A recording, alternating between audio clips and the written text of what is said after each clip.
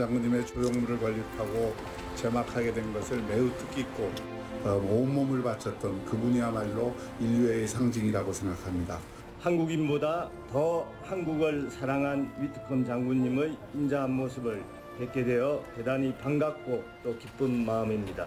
동상 건립을 위한 보금에 동참해 주신 3만여 명의 부산 시민들과 동참해 주신 시민 여러분들의 지난 11월 11일 조형물 건립 시민위원회 발족 1년 만에 그 모습을 드러낸 동상, 바로 리차드 위트컴 장군인데요. 지금부터 우리는 1953년 유엔군 부산 군수기지 사령관 부임 후 부산 재건에 모든 역량을 쏟아낸 푸른 눈의 한 부산 사나이에 관해 이야기하려 합니다.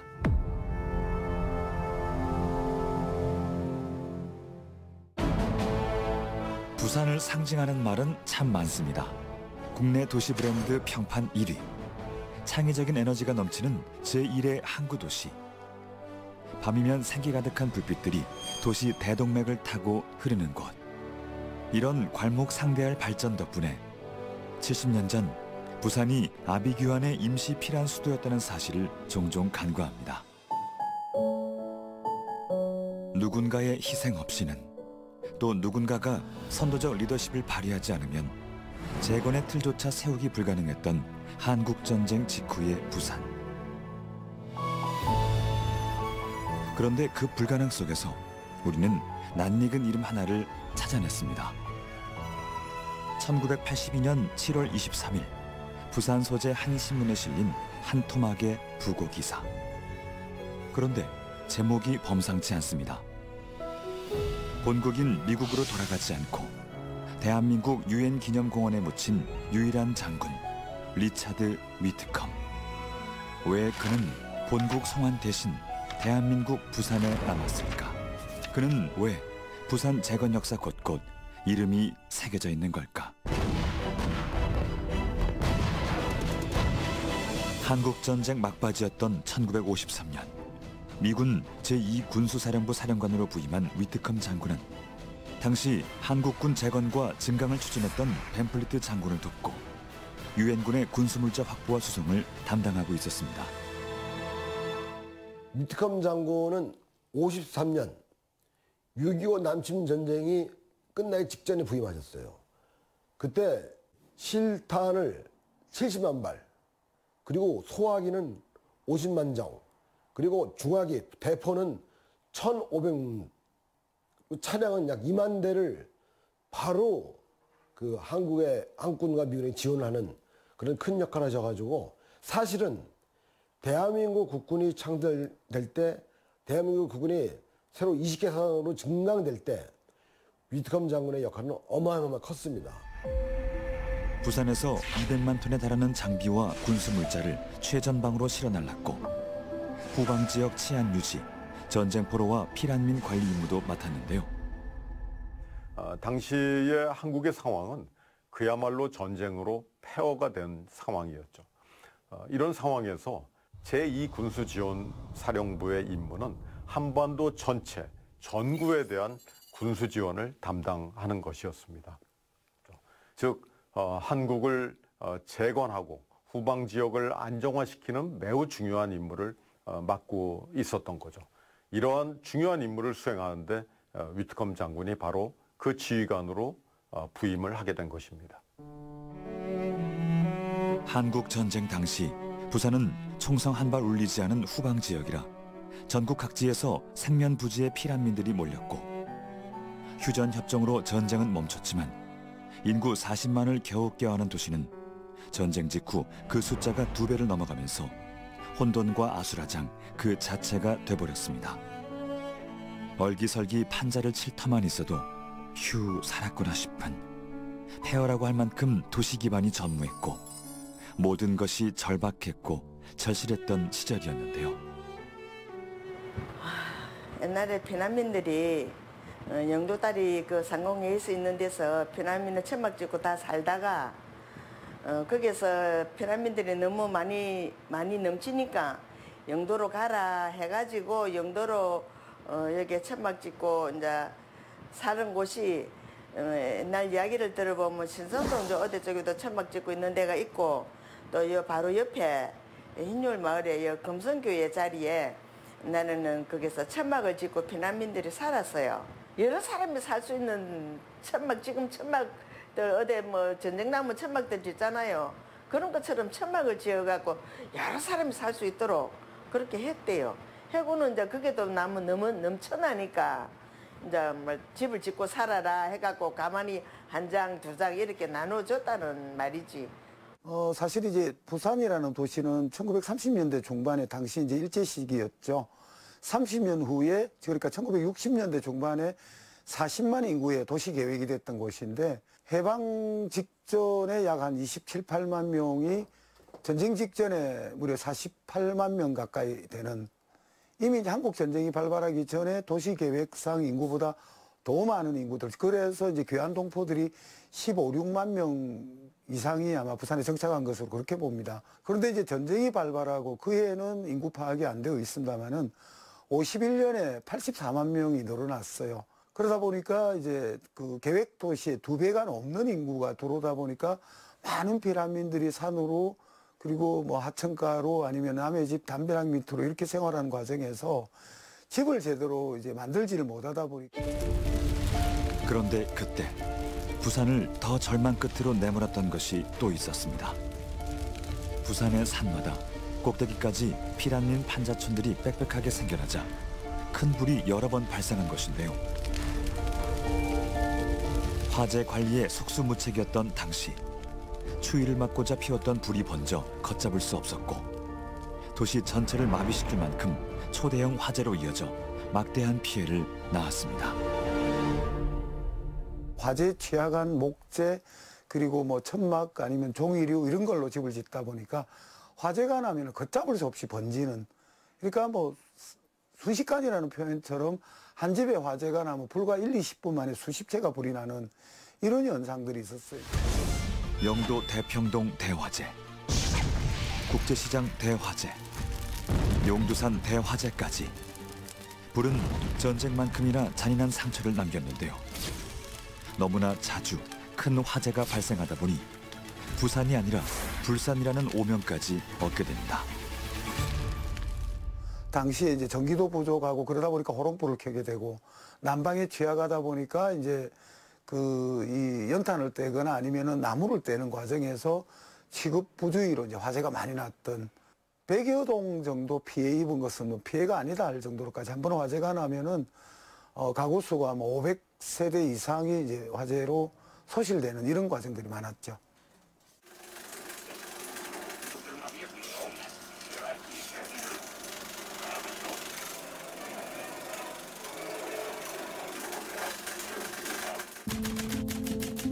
(1953년 11월 27일) 밤 발생한 일명 부산 역전 대화재.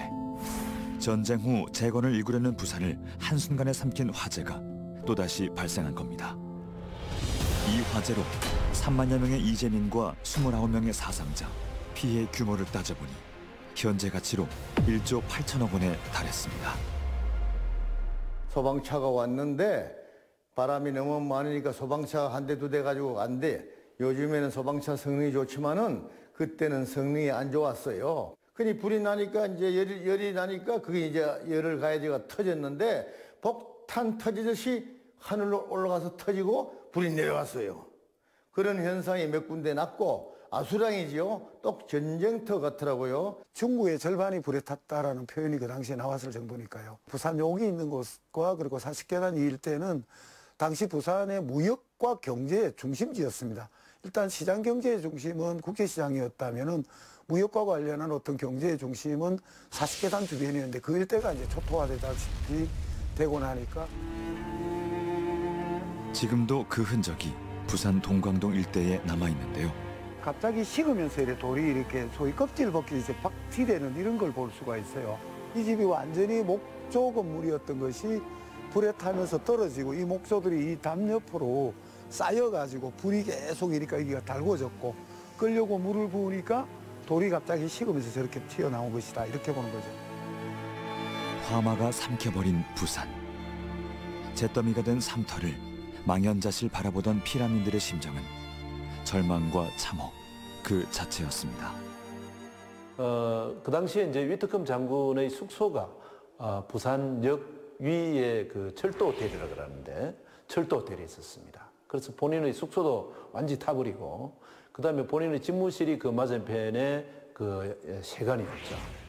뭐 세관 쪽에는 밤새 이제 그 유엔군들이 이제 사수 작전을 해서 다행히 거기는 불이 번지지 않았었는데 그 화재로 부산시 부산의 도심에 다 그 이렇게 화재 잿더미가 되었습니다.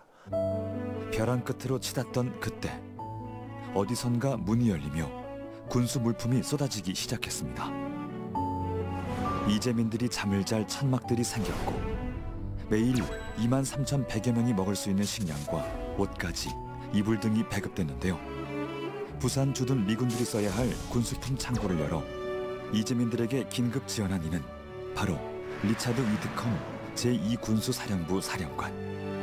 그는 화재 발생 다음 날 바로 공병부대를 투입해 지역을 정리했고 4만 명이 지낼 임시 천막촌을 지었습니다. 또 모두에게 지원해 갈 수 있도록 하겠다며 복구 계획도 상세히 밝혔는데요. 그 당시에 그 위트컴 장군이 부산의 군수지기지 사령관으로서 그 당시에 55 지금도 있습니다만은 55 보급창이 있지 않습니까? 55급창 창고를 갖다가 완전히 개방을 했습니다. 뭐 상부에 뭐 이렇게 성인이라든지 이런 절차 없이 모포라든지 뭐 먹을 거라든지 그 다음에 그 이불 뭐 이런 의복 약 한 3개월에 걸쳐 가지고 25,000명 이상의 그 시레이션 그 군용 식량 이런 걸 갖다가 꾸준히 공급을 하고 텐트라든지 이런 걸 갖다가 다 공급을 했습니다. 사실은 그 당시에 그 3만 명의 이재민을 위한 하나의 그 뭐 하늘의 천사가 내려왔다고 할까 그런 역할을 하신 거죠. 일단 위트컴 장군과 관련해서는 우리가 정말 기억해야 될 피란 수도 부산 유네스코 등재에도 반드시 이분을 우리가 기억해야 될 인물로 저는 생각을 하고 있습니다. 이분은 전투지는 아니지만 후방 보급 지원을 총책임 맡은 사람으로서 피란 수도 부산이 가지고 있는 그 피란민들의 열악한 생활들을 누구보다 이제 눈여겨보셨던 분입니다. 그러다가 역전대화제로 인해서 수많은 이재민들이 발생하니까 당시 시나 정부는 이미 이제 휴전 이후로 올라가 버렸고 부산시로서는 막막한 상황이었죠. 재정도 없는 데다가 판자집과 같은 그 피라민들만 남겨져 있는 상태니까요. 그래서 우선은 그 과거 무릉도회가 있었던 현 부산역 앞쪽에 초량동 45번지 일대로 일부를 보내고 게다가 이제 청학동 지역으로 많이 보냈다고 합니다. 특히 그 현재 청학시장에서 해돋이 마을 쪽으로 이어지는 이 일대 주거지가 대부분 보면은 이 한국전쟁 피란 시절에 역전대화제와 같은 수많은 그 이재민들이 자리를 잡은 곳으로 그렇게 추정됩니다. 이제 이곳에 천막을 마련해서 사람들이 기거할 수 있도록 하는 데 있어서 위트컴 장군의 활약이 가장 컸다고 보는 거죠. 그 당시에 이 군수 창고를 열어서 바로 즉시 이재민에게 나눠주는 것은 굉장히 중요한 큰 결단이었습니다. 왜냐하면 이것을 승인을 받으려고 하면 많은 시간이 소요될 텐데 위트컴 장군은 11월 27일 당시는 날씨도 춥고 만약에 즉시 나눠주지 않으면 이재민에게 즉시 먹을 것, 입을 것, 또 진료받을 곳이 없을 것이라는 걱정을 했기 때문에 즉시 창고를 풀어서 그들에게 이런 지원을 하게 됩니다. 즉각적인 지원과 재건에 나선 리차드 위트컴 군수기지 사령관.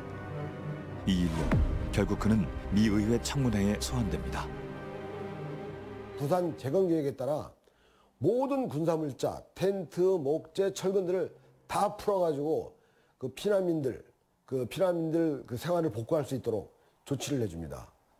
그 보호를 받은 미국 본토에서는 국회의원들이 들고 일어났어요. 전쟁 물자를 군인들을 위해서 지원을 해줘야 되는데 왜 민간인한테 지원하느냐 하고 위트컴 장군이 그 미국으로 호출이 됩니다. 사실 군수 물자를 상부 승인 없이 바로 집행을 할 수 있다는 것은 전 세계 어디를 보더라도 고금을 통해서도 있을 수 없는 그런 이야기였는데 상부 승인 없이 군수물자를 갖다가 이렇게 지원을 하고 살포를 한 이 문제에 대해서 의원들이 추궁이 있었습니다. 그때 위트컴 장군은 하신 말씀이 유명하죠.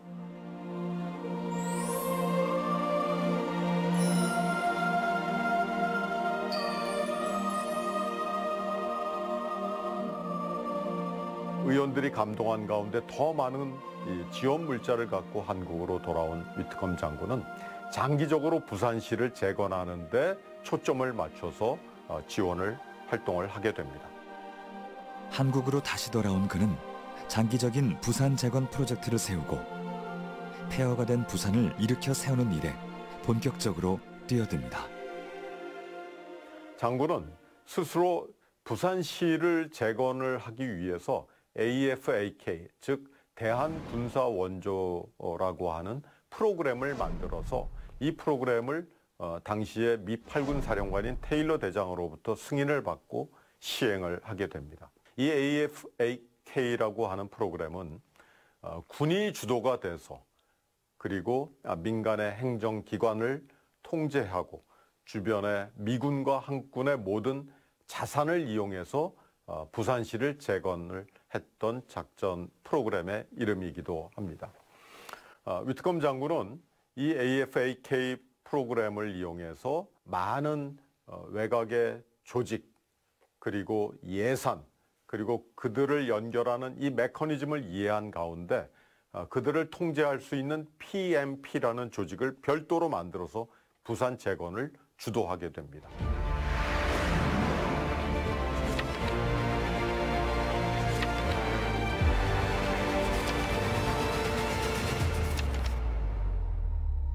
이 프로젝트는 많은 양의 물자가 미군에 의해서 투입되었고 또 조직적으로 운영할 수 있는 인력도 군이 월등했기 때문에 가능한 프로젝트였습니다. 그중 가장 중요한 것이 이 화재민들의 주택 사업입니다.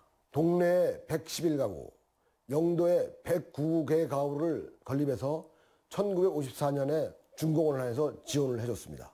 또한 UN KRA와 협력해서 공동주택을 1100세대를 추가로 지어 제공함으로써 부산의 주택 문제를 장기적으로 해결할 수 있도록 제공을 하였습니다.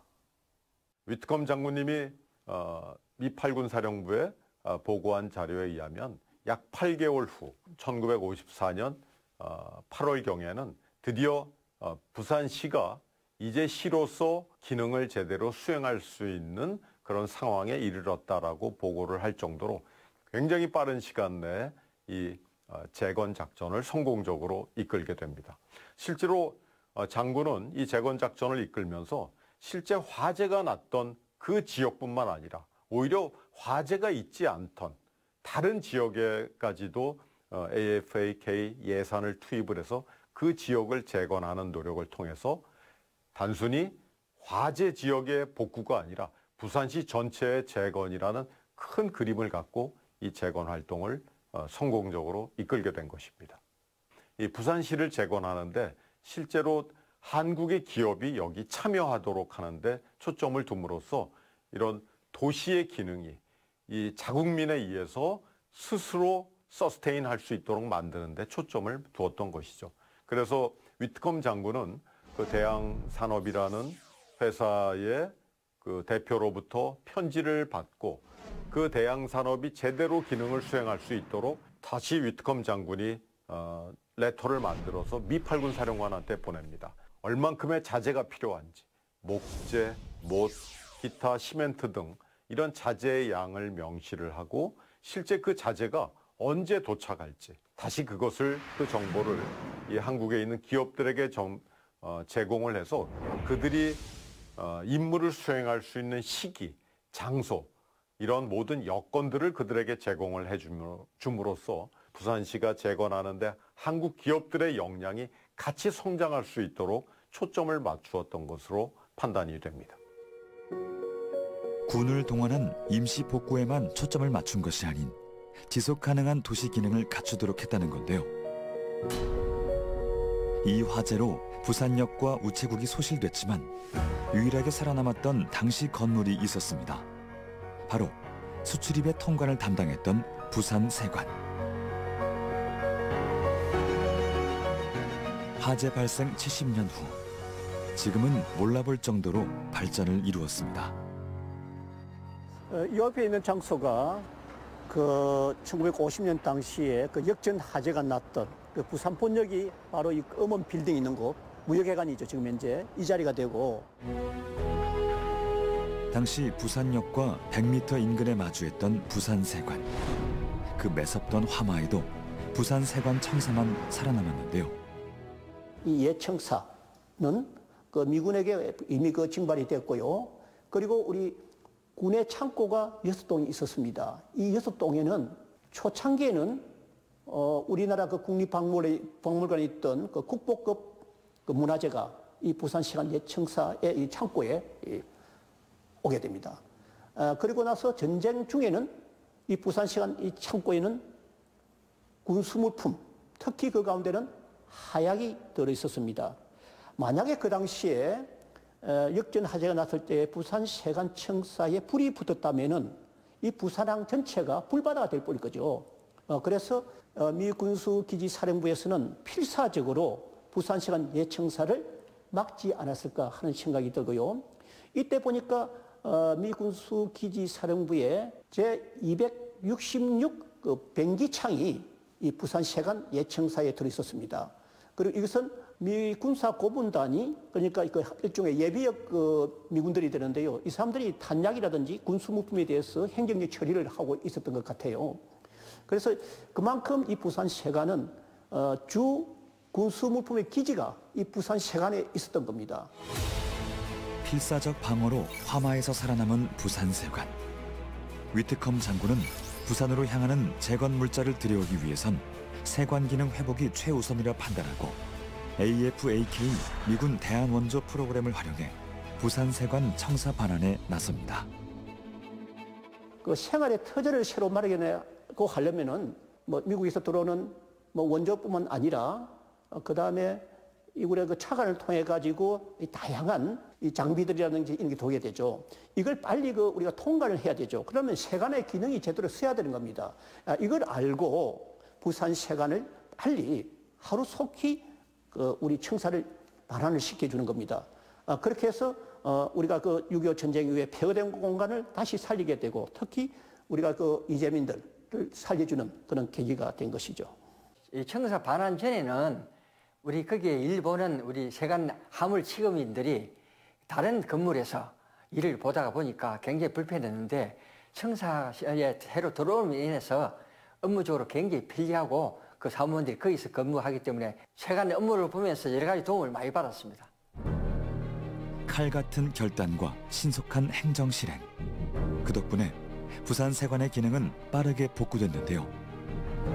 군수 업무 책임자였던 위트컴 장군은 세관 청사 반환이야말로 재건의 첫삽이라는 걸 누구보다 잘 알고 있었습니다. 그래서 그 부산세관 예청사가 미군으로부터 그 돌려받은 것은 1954년 1월 20일입니다. 그래서 위트컴 사령관과 제3대 부산세관 김신서 세관장인데요. 이분이 두 분이 그 부산세관장실에서 그 청사에 대한 그 이양식을 해주죠. 뭐 그전에는 뭐 전시 중에 뭐 통과를 했습니다만 이제 전쟁이 끝났으니까 자, 우리나라가 다시 이제 복구에 들어야 되죠. 자, 재건을 해야 되고. 부산세관이 그야말로 일이 바빠지는 겁니다. 이걸 이제 먼저 알고 위트컴 사령관에 또 자기의 플랜이 있죠. 계획이 있으니까 그 계획대로 움직이기 위해서는 세관을 정상화시키는 것이 우선이었던 겁니다. 그래서 청사를 빨리 이양시켜준 것이었죠. 한마디로 그 위트컴 사령관이 그 애민정신이라든가 또는 우리나라를 그 어려운 국민들을 도와준 그 대화재 때 도와준 그런 고마움은 우리가 세관을 통해서 모든 업무를 수행하면서 그 고마움을 잊을 수 없었습니다. 사령관으로서 사명을 다해낸 리차드 위트컴. 59세에 부산으로 부임한 그의 지난 행적들은 과연 어땠을까? 1894년 미국 캔자스주 토피카에서 태어난 위트컴은 미국 엘리트 교육을 받고 선교사의 꿈을 키우며 성장했는데요. 토피카에 있는 토피카 제1장로교회라고 하는 교회를 다녔는데 연구에 의하면은 이 토피카 제1장로교회가 당시 1890년대에 한국의 많은 선교사들을 파송한 교회이기도 합니다. 자기 교회에서 파송한 많은 선교사들이 한국에 와서 부산과 대구 또 한국 한반도 전체 일대에서 활동하고 있는 모습을 보면서 어린 시절 자신도 선교사가 되겠다는 꿈을 꾸면서 어린 시절을 성장하게 됩니다. 자기는 군복을 입은 군인의 모습이었지만 군복을 입은 선교사로서 한국에 남아서 전쟁 이후에도 한국을 재건하는데 자기 평생의 노력을 다하게 된 결심을 하게 된 배경에는 바로 어린 시절 꿈이 있었다고 생각이 됩니다. 제1차 세계대전 발발 후 보병 장교로 참전하면서 군인의 길을 걷게 된 위트컴. 이어 제2차 세계대전 당시 병력과 물자 수송 작전을 성공시키며 군수 전략가로서의 면모를 구축합니다. 영하 40도가 넘는 그런 지역에서 공군기지를 만드는데 많은 군수 물자를 수송을 해서 성공적으로 그 기지를 만들었을 뿐만 아니라 또 뉴펀들랜드 지역을 포함한 여러 지역에 소련의 공산주의 세력의 남하를 막기 위한 기지를 성공적으로 수행을 하였습니다. 그리고 그 임무를 수행하다가 다시 이 대한민국의 한국전쟁의 말미에 한국으로 부임하게 된 것입니다.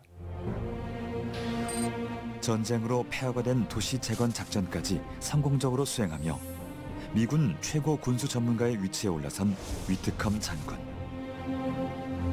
부산 역전 대화재에 신속 조치를 취한 전문성도 바로 세계대전 참전 당시 성공한 재건 전략이 뒷받침됐던 것이죠. 1954년 그 고마움을 담아 시민들은 공적비를 세웠는데요. 그 화재가 나고 나서 1년 후, 그러니까 1954년 11월에 이 부산 시민들이 위트컴 사령관에 공덕비를 씌웠어요. 그런데 지금에 좀 아쉽게도 그 흔적이 없이 사라졌다는 것이 아쉽죠. 그런데 그나마 사진이 있는 바람에 이렇게 표지식을 세우면서 그 흔적을 남겨놓았습니다.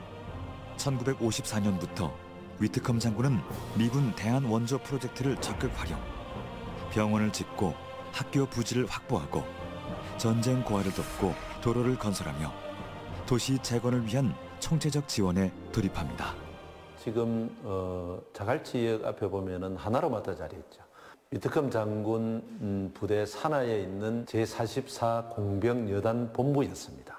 거기서부터 국제시장 앞으로 해가지고 가톨릭 센터 지나서 메르놀 병원 앞으로 지나는 그 도로가 위트컴 장군 산하의 공병 부대에서 한 공사인데요. 그게 이제 현대식 아스팔트 부산의 1호 도로입니다. 한동안 그 도로가 유엔로라고 불려졌습니다. 이 그림 본 적 있으신가요? 큰 종 모양을 스케치한 듯한 이 그림. 바로 부산대학교 동래 캠퍼스 평년도라는 제목의 설계도입니다. 그림의 원작자는 윤인구 부산대 초대 총장. 세상을 울리는 큰 배움이 있는 학교라는 꿈을 담았는데요. 그 꿈은 내 학생들에게 아름다운 캠퍼스를 줘야 되겠다. 그리고 거기서 자란 아이들이 이 민족의 천년을 책임질 수 있어야 되겠다. 그 위대한 꿈을 품고 대학 생활하는데 바로 그때 이제 총장은 가만히 있을 수 없으니까 생각하는 캠퍼스의 그림을 그리죠. 그래서 종 모양으로 캠퍼스를 설계했어요. 그래서 이 종 모양으로 설계하면서 이 캠퍼스는 이래 크고 아름다울 거다 하고 1946년 해방 직후 부산 대연동에서 단과대학으로 개교한 부산대는 이후 부산 충무동과 대신동 교사에서 수업을 이어가다가 1953년 9월 국립종합대학으로 승격됩니다. 당시 윤인구 총장은 그 위상에 걸맞는 캠퍼스 부지를 구하려고 백방으로 애썼지만 녹록지가 않았는데요. 1946년에 부산대학이 세워졌으니까 해방되자 1년 만에 세워진 거거든요. 1년이 채 안 되죠. 5월 달에 세웠으니까. 근데 그 당시에는 세금 시스템이 없었습니다. 그 국가는 예산이 없었죠. 그러면 어떻게 국립대학을 세웁니까? 캠퍼스 부지가 제대로 없어서 천막 교사, 판잣집 교사, 그것도 운동장도 없고 여기에 건물 하나 어디 전세를 얻어서 저기에 세를 얻어서 그래서 인재들을 기르고 있는 그러니까 윤인구는 그런 상태에서 가장 열악한 상태에서 거기서 6.25 전쟁까지 맞이합니다. 그러니까 학생들이 오다가 전쟁터에 잡혀가기도 하고 학생들 숫자는 최소한으로 줄고 뭐 그러나 계속 학교를 유지하면서 전시연합대학을 만듭니다. 피난 온 모든 대학을 다 흡수해서 한국의 대학의 역사가 끊어질 때 그때 다시 전시연합대학이라고 해서 모든 대학을 다 담아서 부산에서 그 대학의 역사를 이어갑니다. 그리고 이제 회복이 돼서 돌아가고 나서 회복되고 돌아가고 나서 윤인구는 부산대학에 이제 매진을 하잖아요. 그때 제일 문제가 캠퍼스입니다.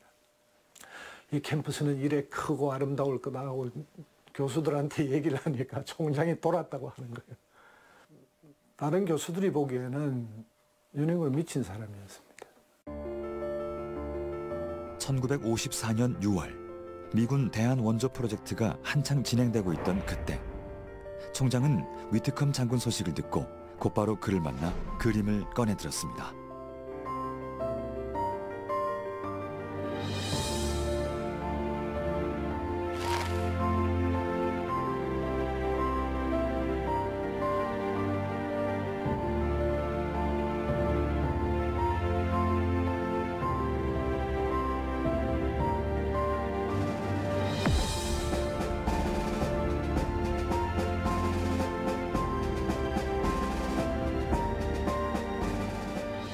근데 그 윤인구가 가지고 있던 그 꿈을 사줄 사람이 나타난 거죠.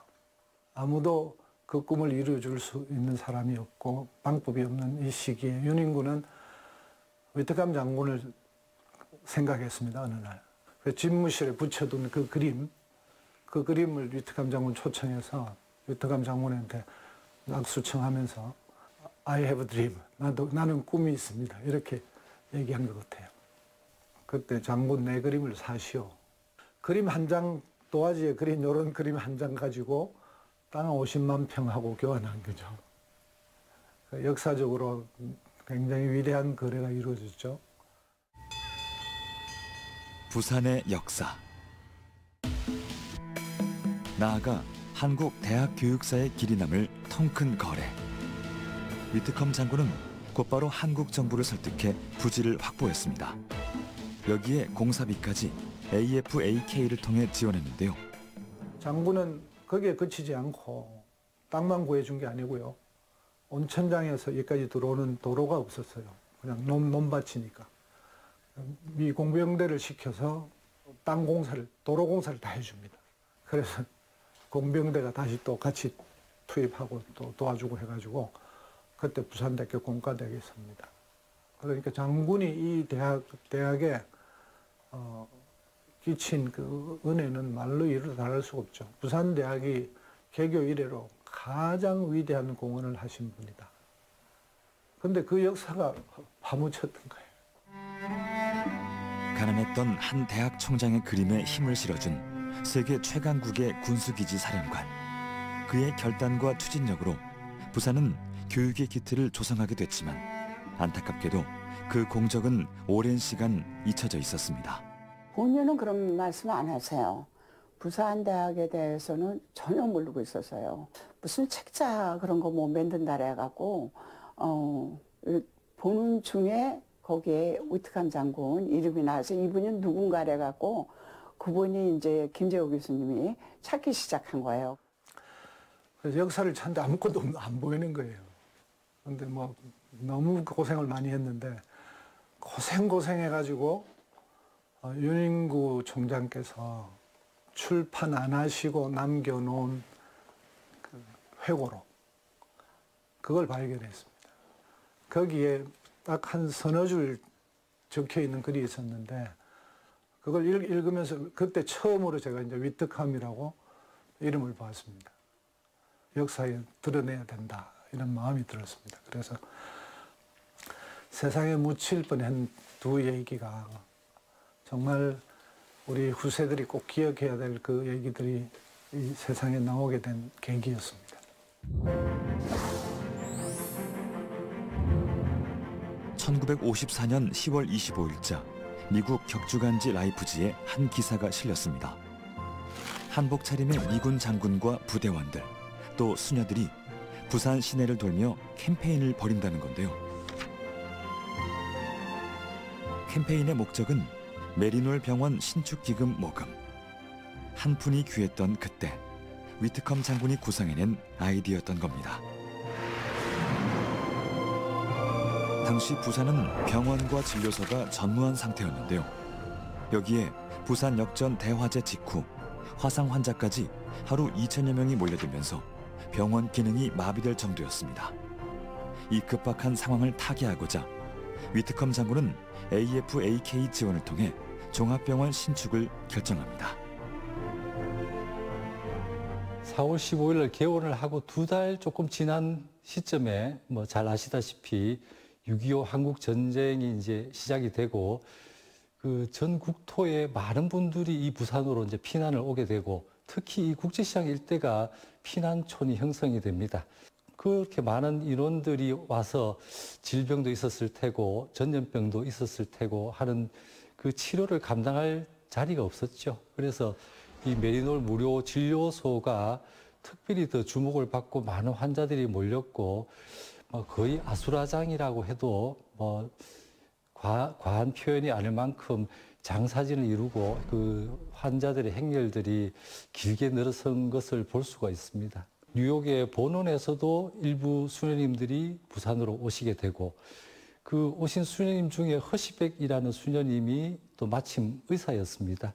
그래서 그분이 이 자력으로 끌고 나갈 수 있는 의료기관이 필요하겠다라고 생각을 하셨고 또 마침 거기에 같이 계셨던 그 미군 사령관인 위트컴 장군께서 여기에 병원을 짓겠다라고 생각을 하셔서 이 현재 메리놀 병원 이 자리에 3층 건물에 아마 종합병원을 건립을 하기로 하고 1954년에 아마 착공을 하신 걸로 그렇게 알고 있습니다.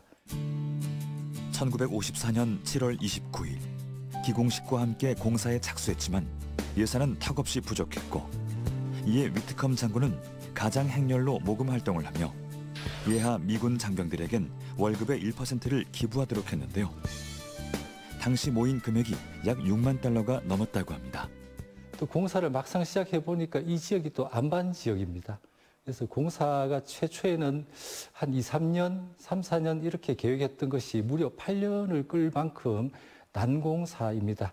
무려 8년의 시간을 걸려서 이 자리에 3층짜리 종합병원, 메리놀 병원을 세우게 됩니다. 사랑과 헌신과 희생을 같이 하지 않고는 도저히 이루어질 수 없는 역사를 만들어내신 분이라고 생각하고요. 그때 병원이 개원한 이후로 현재까지 배출된 인원이 인턴이 한 820여 분 되고요. 또 레지던트가 한 700여 분이 되죠. 그래서 한 1,500명 정도의 의사 인력을 길러낸 토대가 됩니다.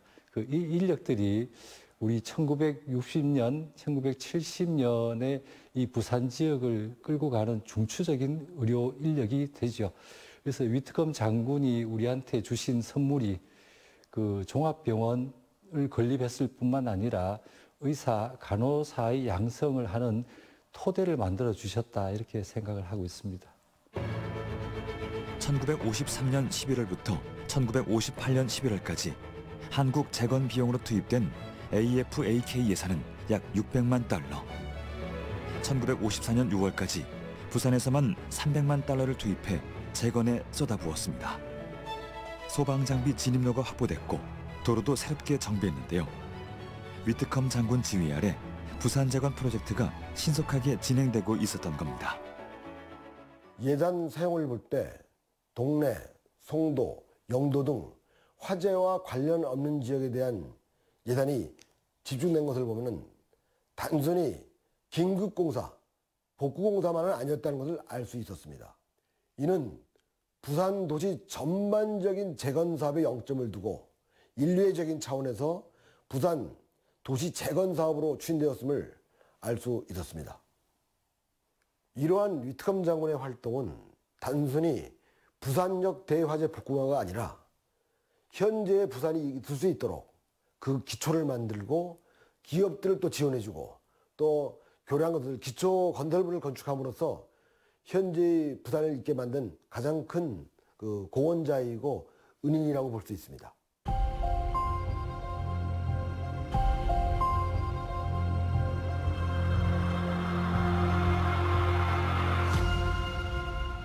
군인이지만은 한 사람의 그 세계인으로서 인류애를 발휘하는 그 모습을 생생하게 보여줄 수 있었다. 부산역전 화재가 났을 적에 얼마나 자기도 애면을 할 수가 있었던 겁니다. 그러나 그 사람 세계관이 틀린 것 같아요. 그 사람 세계관은 박애주의, 애민정신, 이러한 그 후무니즘이 살아있는 분이 아닌가 그렇게 생각이 들죠. 전후에 폐허가 된 국토를 재건하는 데 혼신을 기울였던 그 저변에는 바로 휴머니즘이 있었기 때문입니다. 이 동상을 다시 한번 볼까요? 아이들의 손을 꼭 잡은 장군의 모습이 인상적인데요. 50만 명이 넘는 전쟁 고아를 외면하지 않고 보육원과 고아원을 짓는 데 영향을 쏟았던 위트컴 장군. 1954년 퇴역 후 한국으로 다시 돌아온 그는 한미재단을 통해 고아원을 돕는 공공민간 지원의 다리 역할을 했는데요. 다시 이제 돌아오게 된 계기는 한미재단입니다. 미국의 이 공공기관 또는 또 민간 기업들, 많은 그 미국의 대기업들이 있지 않습니까? 또 민간 단체의 자발적인 대한 원조 물자를 산발적으로 이렇게 주게 되면은 이게 체계가 없으시니까 그것을 갖다가 다 한 군데 모아서 공식적인 이 통로로 해서 한국에 지원을 할 수 있도록 시스템을 만든 게 그게 한미재단입니다. 한국에서 현지에서 그 관리 책임을 맡는 역할을 할 분이 있어야 된다 해서 그 역할을 맡은 분이 위트컴 장군입니다. 위트컴 장군이 가장 이렇게 신경을 쓴 부분이 전쟁과 또 전쟁으로 인해 가지고 이제 가부가 된 어떤 남편을 잃은 그런 부녀 그런 부분이었습니다. 그런데 이렇게 설립한 한미재단을 통해 위트컴 장군은 아주 특별한 인연을 만나게 됩니다. 제가 어렸을 때 기억은 우리 고향집에 전쟁 고아가 살고 있었어요. 그때는 엄마가 고아를 서울에서도 하고 계셨으니까요. 여러 번 방문을 한 거는 기억이 나요. 엄마 지척되는 분하고도 첫 번에는요 같이 오셨고 그 다음에는 이제 고아원에 관심이 많으니까요. 예, 여러 번 왔다 갔다 하고 그런 거를 제가 본 적이 있어요. 예. 충남 천안에서 홀로 두 아이를 키우며 아동보육시설인 익선원을 운영했던 한묘숙 여사. 두 손 가득 선물을 들고 익선원을 방문하던 장군과 인연이 돼 1964년 부부의 연을 맺은 건데요. 두 사람 모두 재혼이었지만 새로 얻은 두 아이도 무척 아꼈던 위트컴 장군. 미국에서 유학하는 딸 태정에게 편지를 쓰는 것으로 아침을 시작했을 만큼 자식 사랑도 남달랐다고 합니다.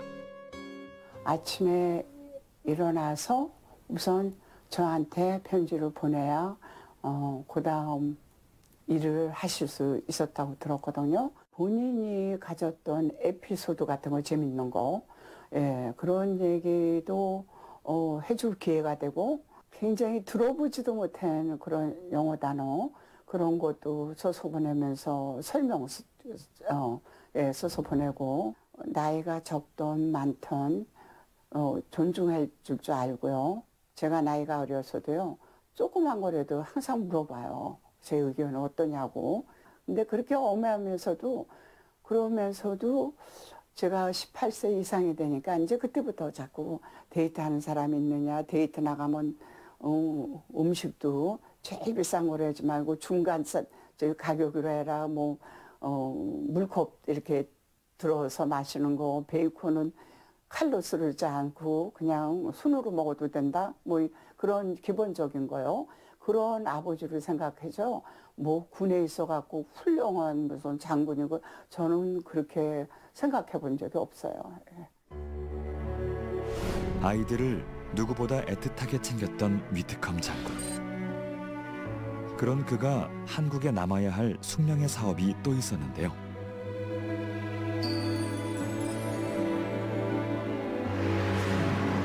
위트컴 장군은 이를 생애 마지막 임무로 여겼고 아내 한효숙 여사와 함께 송환 일에 매진합니다. 당시 공인이었던 위트컴 장군이 직접 중국이나 북한에 입국한다는 것은 불가능했고 대신 자신과의 결혼으로 미국 시민권자가 된 한효숙 여사를 통해 유해 발굴 사업을 시작했는데요. 장군의 가슴속에 계속 남아있던 한 가지의 꿈은 바로 장진호 전투에 남겨진 미군들의 전우들의 유해였기 때문입니다. 왜냐하면 당시에 많은 미군들이 본국으로 돌아가지 못하고 그 장진호 전투에서의 그 추운 겨울에 동사한 채로 현장에 남아 있었기 때문입니다. 사실 장군은 당시에 자신은 이미 대외적으로 알려진 인물이었기 때문에 자신의 부인이 자신을 대신해서 그 미군의 유해를 송환하는 활동을 하도록 하였습니다. 1982년 7월 12일 중국에 머물고 있던 여사에게 위트컴 장군의 임종 소식이 전해집니다. 유해 발굴 사업 때문에 남편의 임종도 지키지 못했는데요. 하지만 남편의 죽음 이후에도 그녀는 포기하지 않았습니다. 눈을 감기 직전까지 위트컴 희망재단을 통해 미군 유해 송환 사업에 끝까지 헌신했는데요. 군수 물품을 풀어서 사람을 먼저 챙겼던 남편과 장진호 전투 전사자의 유해 송환에 삶의 전부를 바쳤던 아내. 2017년 1월 1일 새해 첫날 90살의 생을 마감한 여사는 그렇게 남편 위트컴 장군 묘역에 함께 안장됐습니다. 제가 엄마 돌아가시고 난 다음에요. 여러 사람이 모였을 때 한마디씩 이렇게 돌아가면서 살았는데 딱 머리에 그 당시에 제 머리에 떠오르는 게 우리 엄마는 일생에 한번 있을까 말까한 그런 엄마다 그렇게 생각했어요. 조형물 제막식을 하루 앞둔 지난 11월 10일 부산대학교 장전 캠퍼스에 한 버스가 도착했습니다. 버스에서 내리는 그녀들의 정체는 바로 재미 동포들로 구성된 위트컴 여성 합창 단원들. 공연을 하며 위트컴 장군을 알리고 있는데요. 장군의 결단과 추진력으로 조성됐다는 부산대 장전 캠퍼스에 직접 와보니 그가 일군 부산 재건의 역사들이 새삼 기적 같기만 합니다. 한국에 와서 했던 이 AFAK 프로그램이라고 미군 원조 한국 지원 프로그램이 있습니다. 그걸 설계해가지고 그 프로그램을 만들고 그 프로그램 속에서 한국 전체를 다시 살려내는 한국 전쟁 당시 숭고하게 희생된 유엔군의 정신과 가치를 전하는 유엔 평화기념관. 이곳에 아주 특별한 공간이 있습니다. 바로 리차드 위트컴 전시관인데요. 전쟁의 상흔을 지우기 위해 앞만 보고 달려왔던 시간들. 그러다 보니 누군가의 희생과 헌신은 잊고 지내왔는데요. 그동안에 한국에서 베푼 그런 사랑 또 헌신 그런 것들을 한국의 젊은 세대가요 그 정신을 알고 배우고 저희 나라를 위해서 했으면 좋겠다 그런 생각을 하고 있어요. 전시관뿐 아니라 다양한 분야에서 위트컴 장군의 재조명 작업이 활발한데요. 지난 가을 부산 문화회관에서는 아주 특별한 공연이 무대에 올랐습니다. 바로 위트컴 장군을 주제로 한 오페라 갈라 추모 음악회인데요. 그의 일대기를 오페라로 제작해서 관객들과 만난 겁니다. 전쟁은 총칼로만 하는 것이 아니야. 진정한 승리는 그 나라 국민을 돕는 것이다. 오페라로 만나는 위트컴은 어떤 감동일까? 이번 공연에서는 전체 3막 중 프롤로그와 1막을 선보였는데요. 저는 오늘 사실 이 음악회를 준비하면서 그동안 부산에 사지 않았던 사진과 조명이 전부 다 노래와 일치가 되는, 조명도 문양이 그냥 조명이 아니라 그 노래와 모든 게 일치되는 조명으로 그렇게 하나의 어떤 혼연일체를 이루는 그런 음악회가 되겠습니다. 막이 오르자 피아노 연주에 맞춘 배우들의 열연이 펼쳐졌습니다.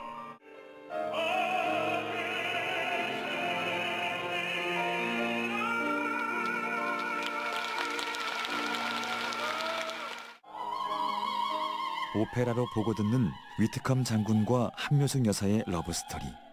그 감동이 더욱 배가 됐는데요.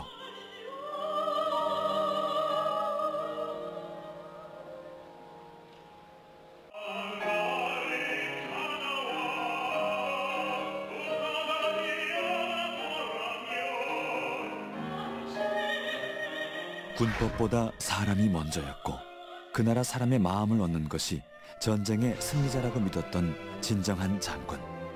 리차드 위트컴 장군의 재조명은 바로 우리 부산의 전후 복구와 재건의 역사를 찾는 작업이기도 한데요. 오페라와 책으로, 또 전시와 세미나로 그를 추모하는 방식은 다 다르지만 우리가 그를 잊지 않아야 할 이유는 같습니다. 6.25 전쟁 영웅이자 부산을 너무나 사랑하신 위트컴 장군을 누구보다도 존경하고 보다 많은 분들께서 기억해 주셨으면 좋겠습니다. 감사합니다. 잊지 않겠습니다. 잊지 않고 살아가겠습니다. 감사합니다. 위트컴 장군님 사랑해요. 위트컴 장군님 감사합니다. 위트컴 장군님 사랑해요. 전쟁 피해 복구를 넘어 누구 하나 소외되는 이 없이 정책과 혜택이 돌아갈 수 있게 살피고 돌봤던 리차드 위트컴 장군. 그렇게 묵묵히 인류의 가치를 실천한 그의 행보가 부산 재건의 씨앗이 되었음은 결코 부정할 수 없는 사실인데요. 이것이 바로 우리 모두가 그의 이름을 기억해야 할 이유입니다.